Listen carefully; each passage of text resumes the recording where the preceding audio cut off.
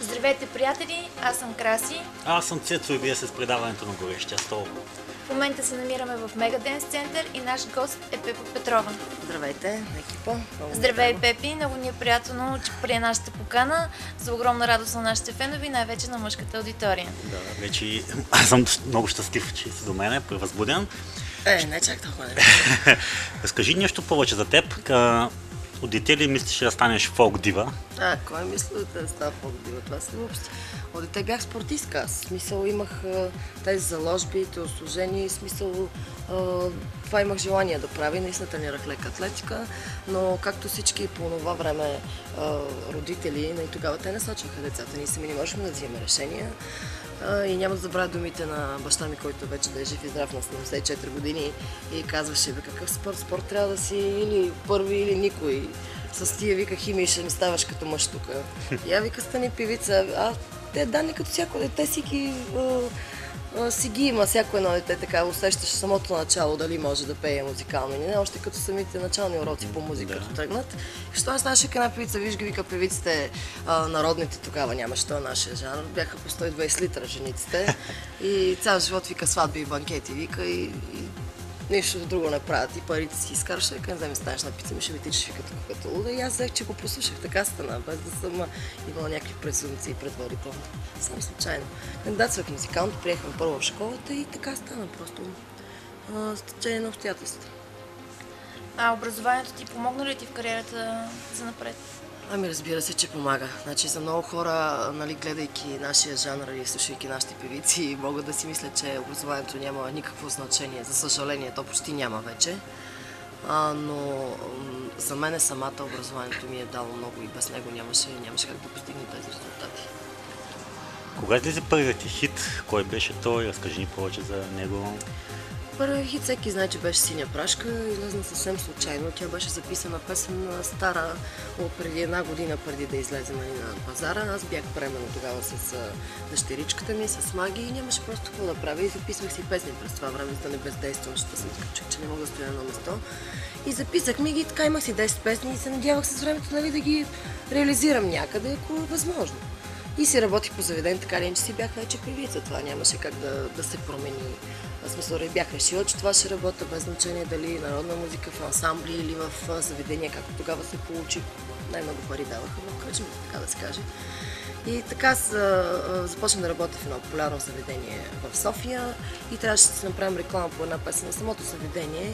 И аз, понеже имах готови, защото записвам много като имах готови, и дадох тогава на Драго Владов, той водеше една телевизия, много добър продуцент беше. Той си е избрал 10 песни, тази беше в смисъл за мен беше най-лесно записаната и как да кажа, най-просташка. Просташка беше наистина за запълване на касетката тогава, нямаше дискове, трябваше ни 3 минути и половина време да си запълним капацитета на касетката, която трябваше да издаваме. И записахме буквално за 15 минути, измислихме си кипа текст и така стана просто, че тя пък вече стана най-добри. Човек никога не знае. Оттам ли ти излезе прякора ти или песен? Да, това съм искал да кажа много пъти, че не можеш да си представиш колко едно такова прозвище или прякор, колко ти остава като белег за цял живот и колко в много случаи променя като че ли мисленето на хората за теб. Аз по принцип нямам нищо общо с този прякор, не знам как ме свързаха, но може би заради това, че пеех за Синя прашка, навързаха го с Пепа Секста, Пепа прашката, нещо такова се получи и тогава един известен вестник беше публикувал на първа страница и така се получи. Смисъл, и до ден днешен не знам защо, но се радвам, коя жена не обича да се свърза с секс.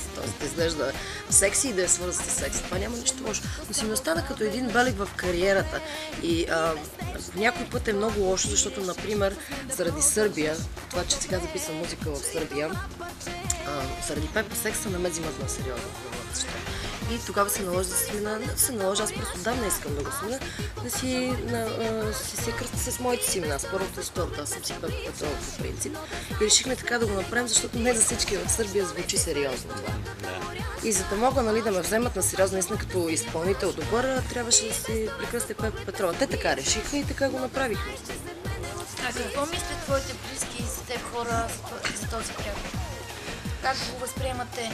По принцип, моите близки и моите приятели знаят, че този човек съм и никога мен не ме е притесняло. Аз обичам по принцип и сама да се самоиронизирам и всичко да приемам с чувство за хумор. Много така позитивен човек съм, така че никой не ми е пречил на мен. Прякор също и на колегите ми, на хората около мен. Но в последните години взе да пречи на дъщеря ми, понеже вече голяма, чете, пише. Точно това ще бъде моят следващ въпрос.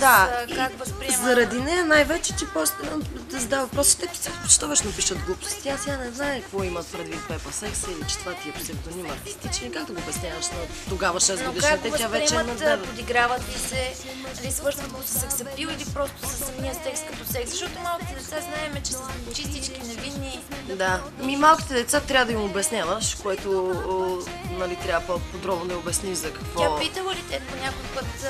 Да, задавал ми въпроса защо ви говорите, защо пишат такива глупости. Тя не казва, нали, точно, защо пишат такива глупости. Към мама ми така им харесва, за да си аз ми обяснявам, че трябва да си продадат тиража, че трябва да е по-читаемо, в смисъл да е по-пикантно. Тя вече е голяма и разбира. Дъщеря ми няма проблем с това нещо, но вече другите деца не знам как го разбират. Докато за някои Пепа Секса го свързват по-скоро с това, че правя по-елементарна или по-разкрепостена музика, може би. Което е супер неправилно. Аз това ти казвам, че едно такова име и просто един такъв псевдоним може много да обърне за цял живот мисленето на хората. А ти самата как го възприемаш? Аз съм ти супер, но няма лошо нищо да си сексиш все едно. Колегите викат Пепа Секса на комплекса или път то хубаво, ама аз и комшиите не си познавам. И така се базикаме. В смисъл, толкова да съм секса на комплекса, ама аз дори 7 години живея там, където живея в моята кооперация, дори и комшиите не си познавам, защото не излизам дневно време. Но не смяташ, че те възприемат като лека жена? Не. По-скоро като сексапилна жена. Няма как да ме възприемат, защото аз нито съм имала такова държание пред хората, нито съм имала провокативни снимки, клипове. Начин, по който да покажа, че аз съм такъв. Аз пресно съм такъв човек. В смисъл такъв, че не бих всичко дала в името на славата. И възможното и невъзможното, за да постигна това, което искам. В смисъл, аз нямам гола фотосесия, аз нямам гол клип, аз нямам гол клип, ако искаш. Нямам в порно списания снимки, такива някакви провокативни неща, които да възбуждат, ако щеш, до някъде този псевдоним. Значи имаш доста критично мнение към голяма част от колежките ти.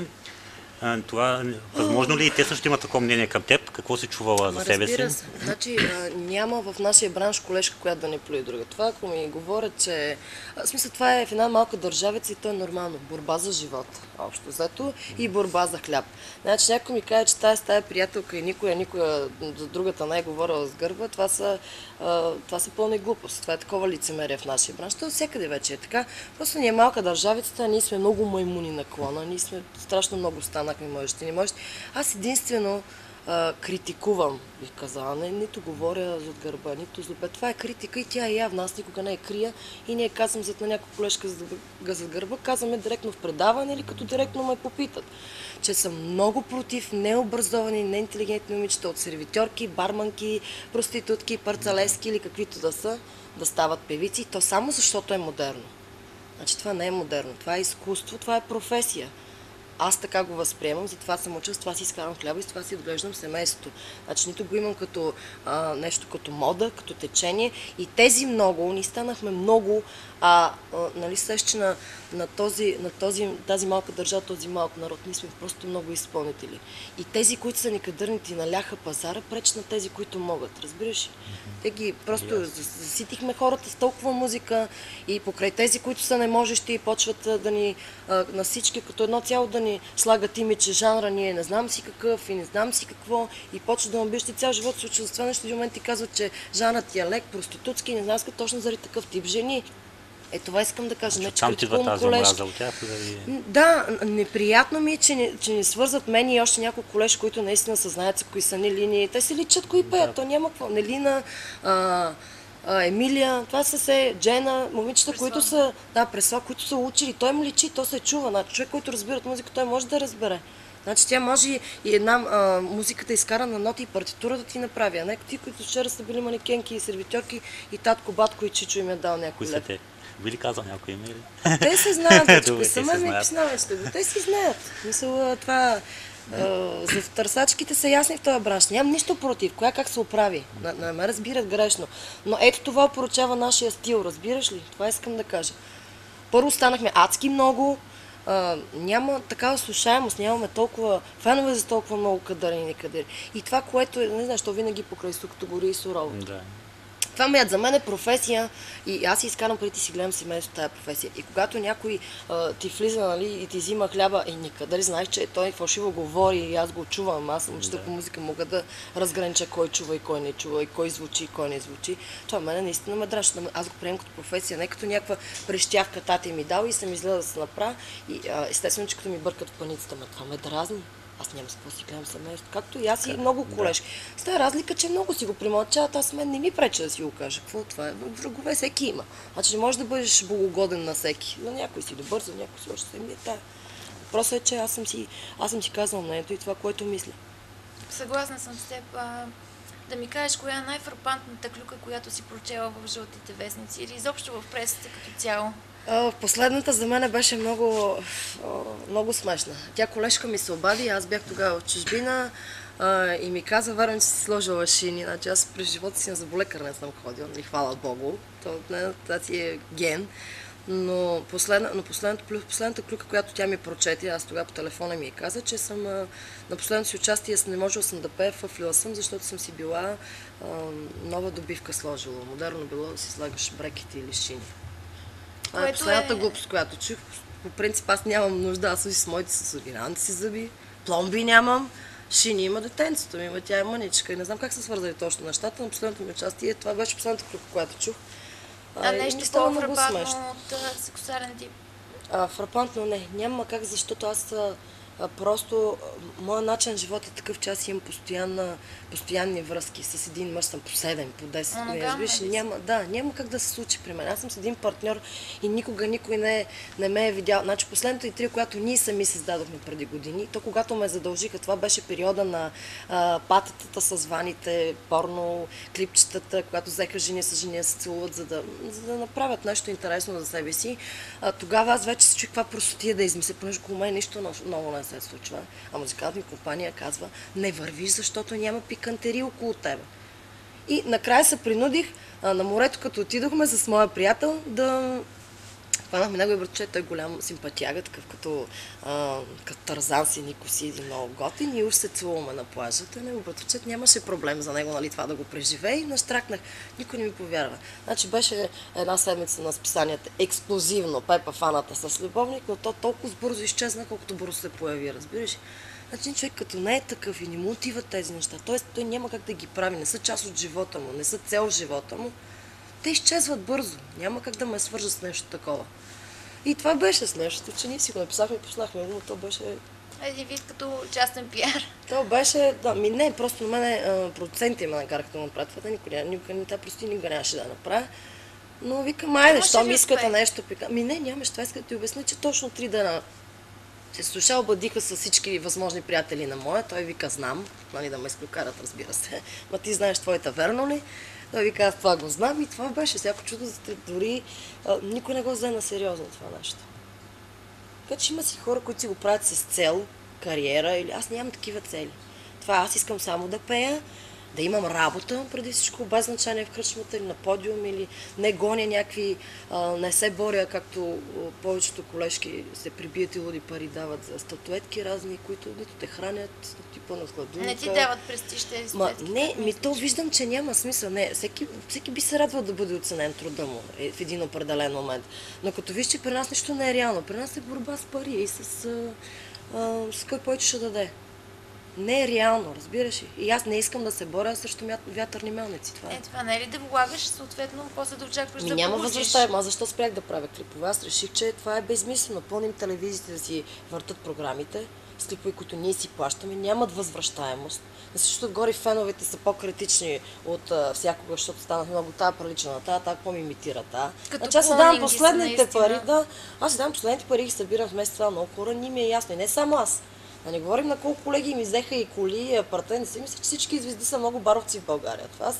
Това е една маска такава за малките момиченца, които въобще нямат представа колко тежко е да носиш кръста на славата. И си мисля, че ние всички сме същ. Това е така от небето, еврото и доларите. Това е пълна простотия. Няма кризата е за всеки.